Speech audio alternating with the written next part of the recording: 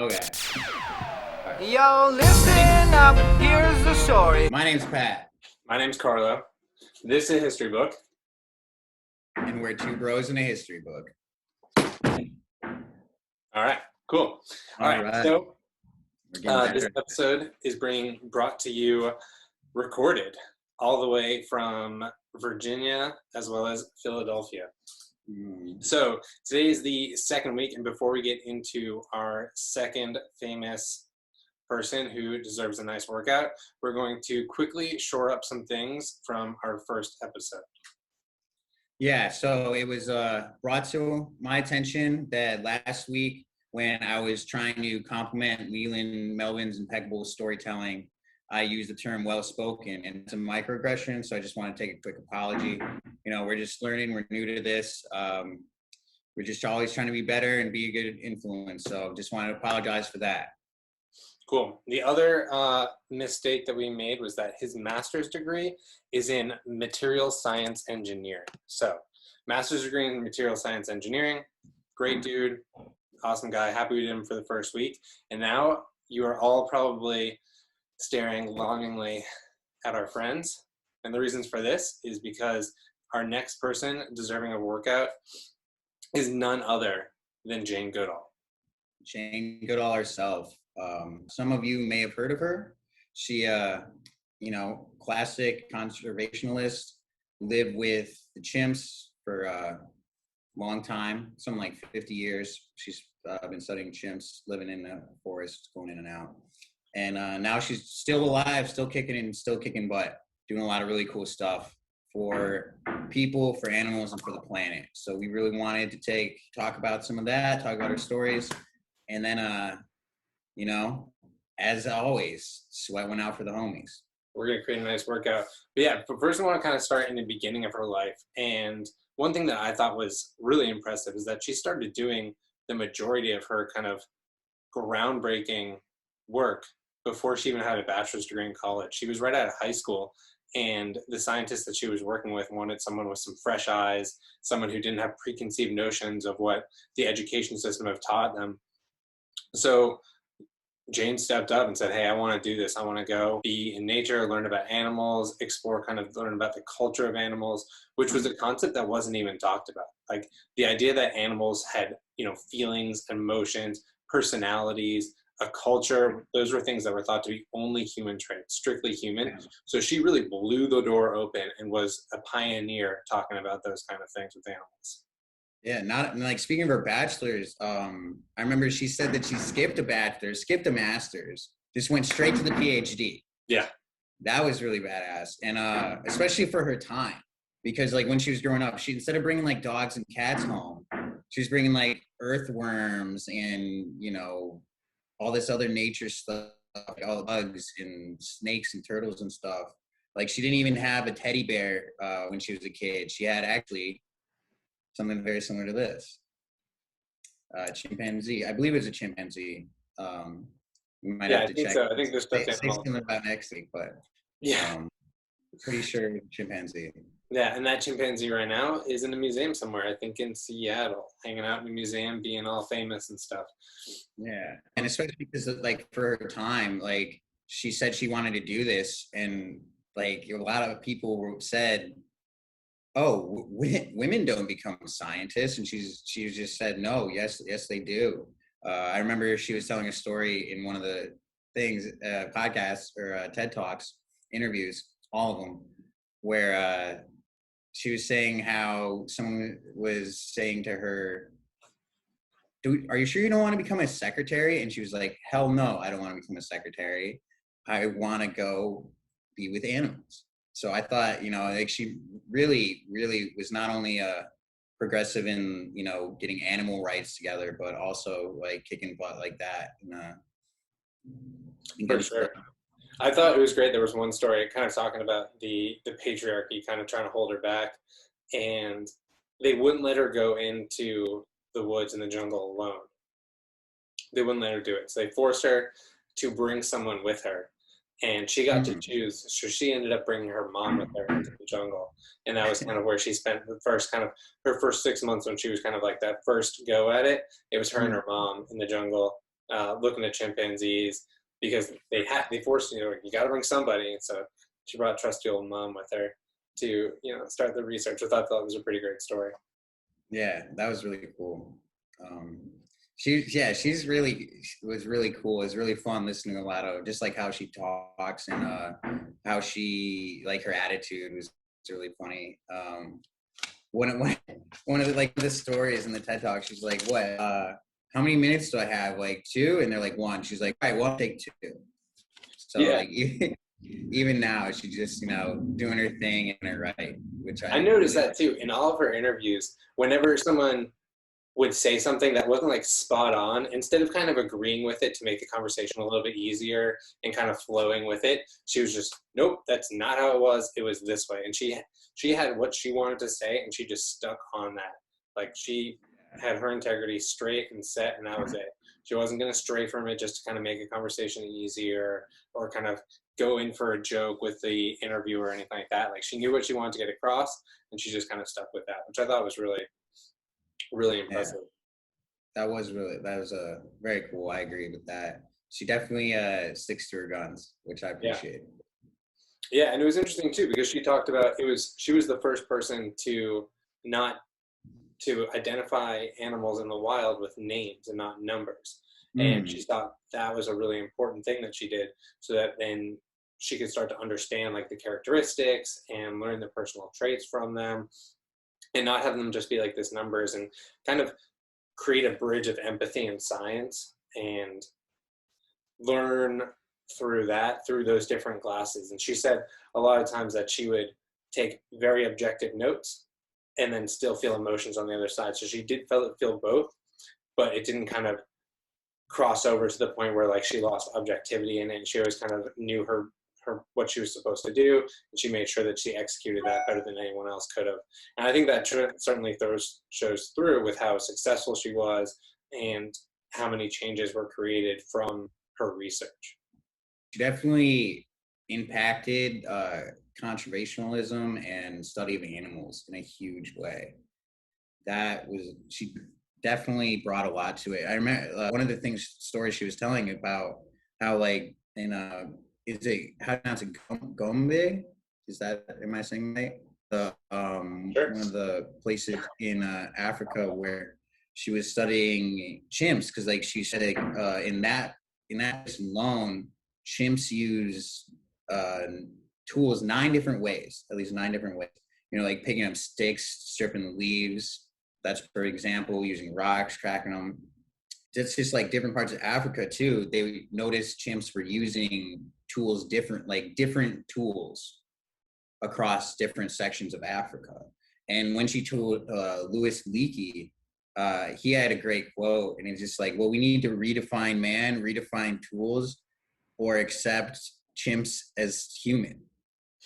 Because like up until that point, it was pretty much just thought that humans were the only organism really that used tools and could do that sort of critical thinking. But she had these observations and brought it in. It's just like, well, no, obviously they're not, because we're not. So like that, I thought that was fun, because it's like, okay, we got to redefine something, or else like these chimps are good. They're considered human, Yeah, I thought it was really interesting too. And then how her observations have extrapolated into not just like the study of animals, but then also she's been on leadership podcasts. She's been on multiple different things that talk about not just a chimp, but also where those chimp kind of traits and aspects bridge into the human society, whether it's in leadership or how the society is based in the male-female dominance relationship and those types of things. So it's been really interesting that she has taken all of those and really kind of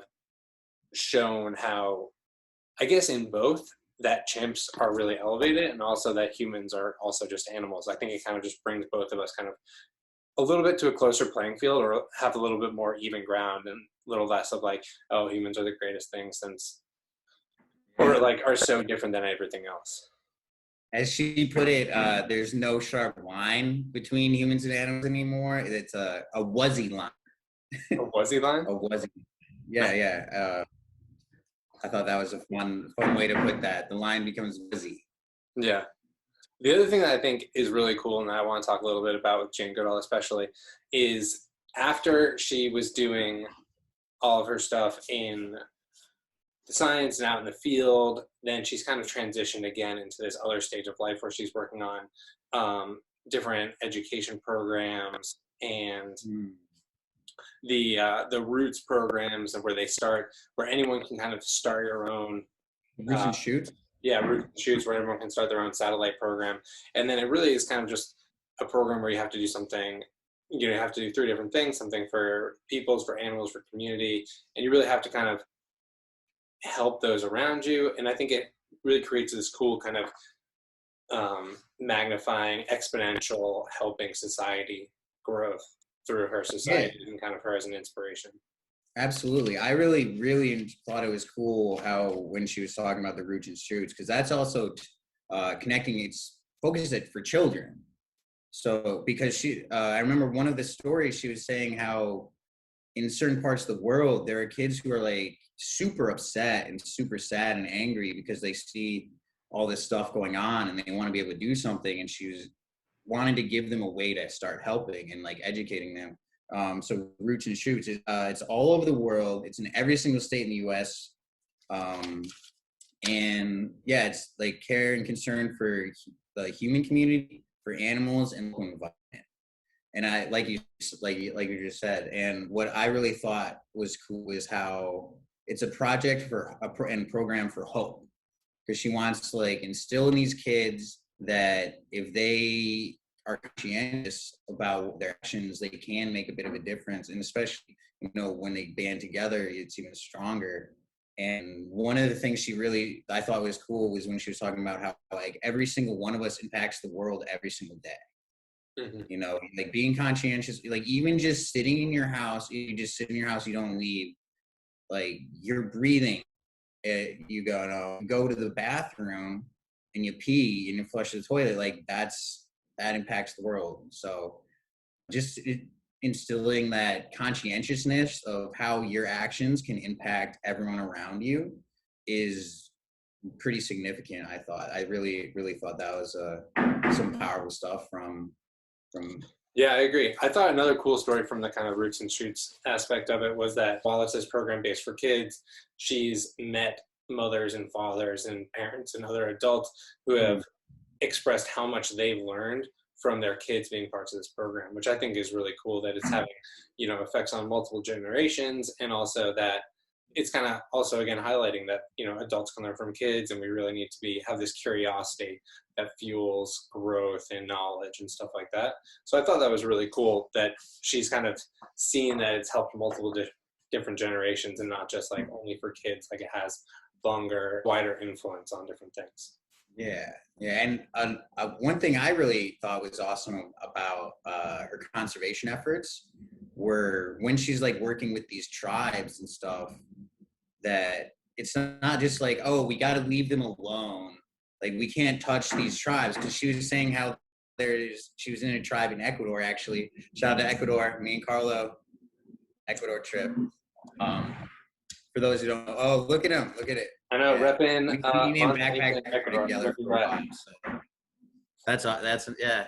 There you go. Shout out. That'll be a shout out for later. Down in Ecuador, in the jungle with one of these tribes, like same, like you would imagine an indigenous tribe to be, like face paint, like the clothing, everything like that, the huts. Then there's also like a solar panel, and like she goes into the chieftain's hut and he's on a laptop. Yeah. And it's not that they don't, like, they want to take the good parts of modern society, like, so they can learn language, they have better health care, but they want to do it in a way that preserves the planet, which has become, like, it's more and more possible to do that. Yeah. So that was really cool, because it's like you're taking the best of both worlds in that case. Yeah. I feel like she's like the perfect person to do that too, because Absolutely. She did that with chimps, or like she watched the culture of chimps, which like is not always the greatest culture. I mean, it's a very male-dominated, dominant society with, there's violence inherent in, or, chimps have violent behaviors and all of these things are, not always the best. but she kind of just respected that was their culture. So I feel like she got like training early on from being able to observe a culture and kind of just appreciate it for what it is, and that's kind of the culture. So it makes sense that she would then, you know, be with the indigenous tribe people and kind of just be very respectful of the culture that they have, and, you know, just try to add in what they want to receive rather than trying to push something on them, what they want to receive, because they're going to start the whole motion, they're going to start the roots and shoots, and they're going to be the ones running it, so they want it to receive it, and she's just happy to kind of provide that and observe and respect that their culture. So I feel like she's probably the perfect person for that. Yeah, absolutely. She, the chimpanzee culture can be quite savage, but it also can be quite brutal. They're very brutal, very beautiful, but so just kind of like humans, you know. It's true. It's true. Pretty similar. Big difference. These things. Chimps have those. Yeah. Well, go. That's fun for the bloopers. Sorry, I was thinking. Maybe we'll leave that in. I'm not totally sure. We'll have to see. I mean, these just have Velcro. They don't have thumbs. They're just thumbs. Yeah, well, that's what I was referring to. That's what you're referring to. Yeah, that makes sense. Yeah. That's fun. Anyway, do you have anything else you want to say about the one, the only? Yeah, there's just a couple more things real quick. All right, sweet. There's this really funny story that she told. I wish I remembered the detail a bit more. So I can't remember the chimp's name, but I believe that a cat, because like she's taught chimps sign language and like how to talk and communicate, even to a point where like a chimpanzee would be able to use like a computer to do simple tasks, and where the chimp would do work on the computer for no reward, only the satisfaction of like doing better at the task it's doing. And so like in one of those environments where she's like teaching the chimp, if I remember correctly, we might have to do another tune in next week next episode, but I think it was like someone's cat died and they were like really sad, and the chimp comes over and signs to Jane, "Did you try a new battery?" Are you serious? I didn't know that one. That's hilarious. Yeah.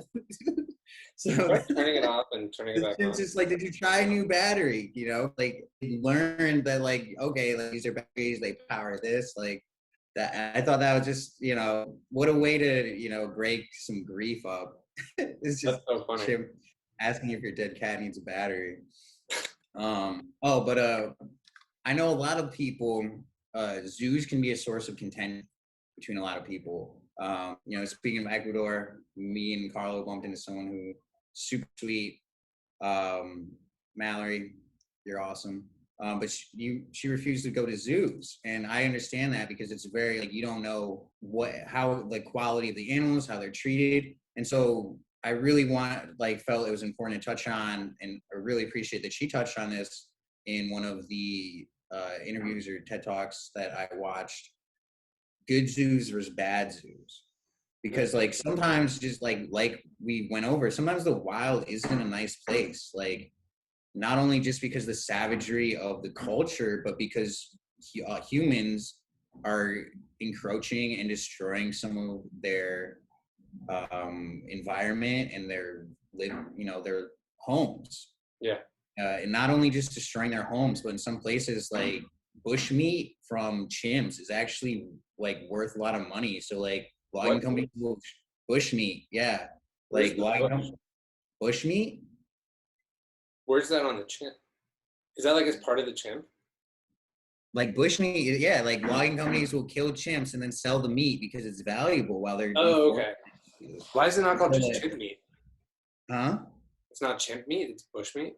Well, that's the terminology she used. So. Oh, okay, cool. Yeah, she was describing how like when logging companies are going through, they'll just like shoot everything. It's like, as it's called, like whatever provisions, meat that's collected out in the bush, you can go back and resell for a high value. Whatever reasons people, you know, it's like killed game in the United States or something. A lot of the time when the deforestation is going on, they'll either get killed like that or driven into other chimps' territories. And like, as we went over, like it can be a brutal culture. So like they'll get driven into another chimp's territory, and those chimps there, instead of being like, oh, your home just got destroyed, they would just murder them. And so like there are good zoos out there that can take care of the animals, where it's better off for these animals where their homes got destroyed to be put in those. And some of them were actually pretty surprising. Like I wish I wrote more down, but the two biggest ones that were surprising to me, well, the number one biggest one that was surprising to me was actually Disney's Animal Kingdom.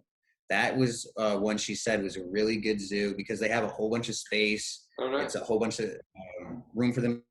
It's very close to natural habitat. And the LA Zoo is also a good zoo, according to her. If we can, in post-production, I'd love to get, I'll try and get together a list of other good zoos, throw them up. So then everyone who likes animals, wants to support, you can go. Yeah, exactly. You can go, like, if you want to go to the zoo, you can go to these zoos and not feel guilty. You don't have to have that inner trepidation and turbulence, you know. So look at us, we're also a travel guide service. Yeah, look at us, you know. Really one-stop shop. So but you know, on that note, what's that, buddy? Is it time? Is it time? I think it's time to sweat one out for the homies. All right, it is time to sweat some out for the homies. So what we got today to start it off, for your gym workout, for people who have access to a gym, we're going to start this off with 15 minutes of solo work where you just build to a 3-rep max of a snatch high pull and then an overhead snatch. So you're not putting the bar down between reps. So it's 1, 1, 2, 2, 3, 3, and then you're building up to a 15-minute. You're building up to a 3-rep max in 15 minutes, because this is really symbolizing the early parts of Jane's career, where she was kind of in the jungle, doing it by herself, and, you know, doing some chimpanzee type movements, which is just moving the bar a whole big way. So that's going to be for the first 15 minutes. All right. And then we are getting into the partner WOD. All right. So now we're kind of understanding that chimps have culture, they have community, they work with other people, they work with tools. So we really want to embody that in this workout. So it's going to be 2 different rounds. So the first round, partner 1, you're going to do 10 head sledgehammers. So you're going to sledgehammer, or if you have a medicine ball, take the medicine ball and slam it down to the ground. After that 10, then you're going to do 10 tire flips. All right, so now while partner 1 is doing those 10 things, partner 2 is just going to do rope climb. So you're just rope climbing as many times as you can. Rope climb, rope climb, rope climb. Like, you know, imagine you're climbing a vine in the jungle, just like the chimps. Just like the chimps. Up and down. If you don't have a partner, which is understandable, not everyone does, COVID times, we get it. Complete 3 rope climbs and then go back to the 10 and 10. So this whole round is going to take 10 minutes.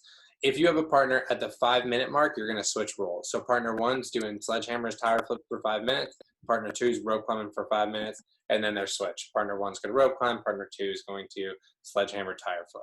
Does that sound good? All right. Do you want to tell us the first part of the at-home workout? So for the at-home workout, we want you to do jumps. All you need is your body, but get real low so you can like touch the ground and explode up. That explosive movement, you know, and be soft on the landing, because as you explode up, the landing too, you don't want to hurt yourself. Nope. And just keep good form. And then you want to go into push-ups. And like, if you can, regular push-ups are fine, but as you progress and level up, you want to level the elevation of your feet up with you. So eventually, like, handstand push-ups would be the goal. If you do that, great. If you can't, well, work your way up to it, because you can eventually. And just sets, you know, like 3 sets of 5, 5 and 5. Get a nice warm-up. Get those juices flowing. There you go. And then you go on to the partner stuff. So instead of sledgehammer or medicine ball slams, You know, if you don't have any of those, I personally have a medicine ball at home. I like to do the slams. But if you don't have that, then you're going to do V-ups. That'll simulate the slam, the core, the top V-ups, and to simulate the tire flips, burpee broad jumps. All right. So that's what you do instead of those. Then partner 2, instead of rope climbs, just simple towel pull-ups. All you need is, you take a towel, you hang it over the pull bar as such, and you grip it. That simulates the grip of the rope climbs. And if you're really feeling old, and really feeling one of these guys, you could even alternate sides to simulate climbing a tree, just like a chimp would, climb up the tree. Super fun. Round 2. Roll right into it. Yeah. All right, finish out the home workout. Oh, home workout, finishing it up. So for the home part, you're going to be doing pyramids. You're going to go into, first, you're going to start with duck bomb push-ups. You go into that pose like this. The downward dog pose? Downward dog pose, yeah. See? You and you two, that's what he said too. Yeah. Downward dog pose. And then you just kind of like swoop into the push-up and push back up. And then a sit-through. If you don't know what a sit-through is, here's a demonstration. Dive bomber push-ups. You just dive on in and swoop. All right. From there, we're going into sit-throughs. Sit-throughs, you start on your hands and knees like this, and you sit one leg through like that. Other side.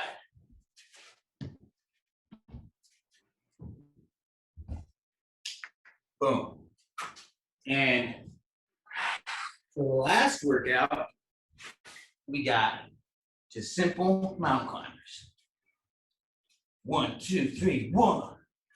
And you're going to be doing a pyramid of those all the way up to 5. Yep. So 1, 1, 1, 2, 2, 2, 3, 3, 3, 4, 4, 4, 5, 5, 5. And it'll be nice and convenient right from this position. Dive bomber push-up. Cool. Sit through each side. 1, 1, 1. Boom. Perfect. And then while partner 1 is doing that, partner 2 is doing some bear crawls, 25 meters out and 25 meters back, right? 25 meters out, 25 meters back. We're using meters because it's metric, just like Jane Goodall used. I would do here. We're metric system all the way. Not all the way, because we also use pounds and not kilograms. We're metric system when it's easier for us. All right, so back to the gym version of the workout. So we talked about round 1, and now round 2. So partner 1 is going to be doing a kettlebell pyramid. So the first one is going to be a kettlebell swing. Then you're doing a kettlebell clean. Then switch hands to do a kettlebell snatch. And then that's going to be 1, 1, 1. And then it'll be 2 swings, 1 arm, clean twice. Next arm, snatch twice. And then switch off and alternate each arm so it goes up, and so you're not always cleaning with your right and snatching with your left. You can snatch with your left and clean with your right. And you're going to go up to 5. Then, while that person is doing the pyramid, the partner 2 is just going to be bear crawling, 25 meters out and 25 meters back. And this should be quick. This should be going and going and going and going and going. Yeah, good pace, heart rate up. Oh, and if you happen to have a kettlebell at home, like I have a couple kettlebells sitting on my floor over there. They've been with me through thick and thin. So if you happen to have those, feel free to do that workout. But if you don't, there's the other one for you too. Yeah. Whatever fits better for you. Or if you're feeling really bold, do both. Go for it. I'm not stopping you. You shouldn't stop yourself either. Yeah, we're going to be using a lot of kettlebells in this workout. So or in the continuing workout. So if you're really liking our videos and liking our workouts, it's not a bad idea to think about getting some kettlebells. So anyway, so you're going to repeat the kettlebell swings and bear crawls So for 3 times. So after, it's not going to be a 10-minute AMRAP, it's going to be 3 rounds. So once you get through 3 pyramids and 3 sections of bear crawl, that is it. You have completed the Jane Goodall workout. yes, and 3 rounds for the home workout too, if you didn't guess that. Awesome. Cool. Awesome. Well, that is the workout that we have for Jane Goodall. Again, we are so inspired by what she did, a true pioneer in her field, and continues to kind of pioneer education system and bringing it around the world. So just Jane Goodall, keep on keeping on for sure. And we have some shout outs. Yeah, real quick shout out right here. The artwork behind me. This is the art. Erika Lizette does some beautiful artwork, does some beautiful stuff. Look it up. Literally, the art of Erika Lizette on Facebook. Check out that, and if you like it, you should sign up for a patron. I do it. It's once a month. You get different tiers. You get some really cool stuff each month. Yeah, we'll have a link to her page in the show notes on the YouTube. So that being said, you're watching this now on YouTube. Also check us out on Instagram at 2 Bros and a History Book. And that way you'll be able to see the workouts, and you'll see some fast forwarded videos of me going through it. You can make fun of me as I rest and when I need to. And yeah, so thank you so much for tuning in again. We can't thank you enough for the continued support. And that's it for me. You got anything else? That's it for me too. Do you have anything? No? All right, well, thanks for coming.